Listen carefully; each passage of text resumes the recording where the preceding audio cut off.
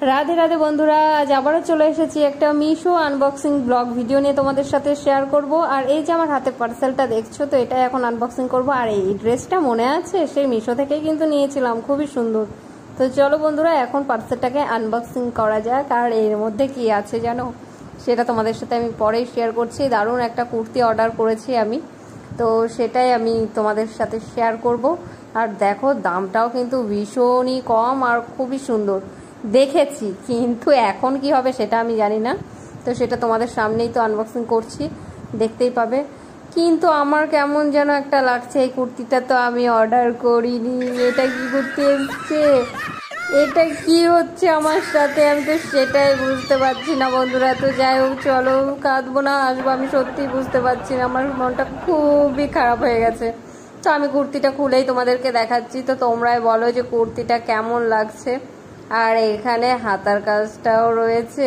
আমি এই ধরনেরই অর্ডার করেছিলাম, বাট এটা কিন্তু করিনি, তার সাথে একটা প্যান্টও দেখছি রয়েছে। আর এখানে প্যান্টের যে নিচের দিকটা সেটাতেও কাজ করা রয়েছে। তো কি আর করব, আমি সত্যি বুঝতে পারছি না যে এটা আমি অর্ডার দিইনি, এই কুর্তিটা কি করে চলে এলো। তো যাই হোক, তোমাদেরকে দেখায় খুলে। কাপড়টা যে দেখতে পাচ্ছ, কাপড়টা যে খুবই ভালো সেটাও কিন্তু নয়, যে একদম সফট সেটা নয়। বাট হাতার কাজটা কিন্তু দারুণ সুন্দর, দেখো পুরো কলকা কলকা করা রয়েছে। আর এই যে বুকের সামনেটাও কাজ করা রয়েছে ফেব্রিক দিয়ে, আর একটু জরি ওয়ার্ক করা রয়েছে। আর সেম প্যান্টটাতেও রয়েছে। কিন্তু বন্ধুরা, কি যে করবো আমি সত্যি বুঝতে পারছি না।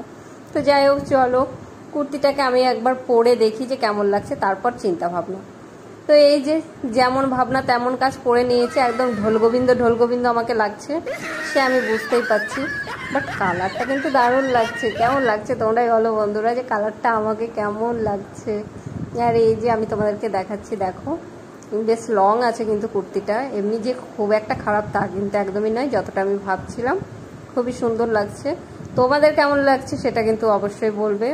আর এই কুর্তিটার লিঙ্কটা কে কে নিতে চাও কমেন্ট করো, কমেন্ট বক্স তো খোলাই রয়েছে তোমাদের জন্য। আর আমি তো পুরো রেডি লিঙ্ক পাঠানোর জন্য।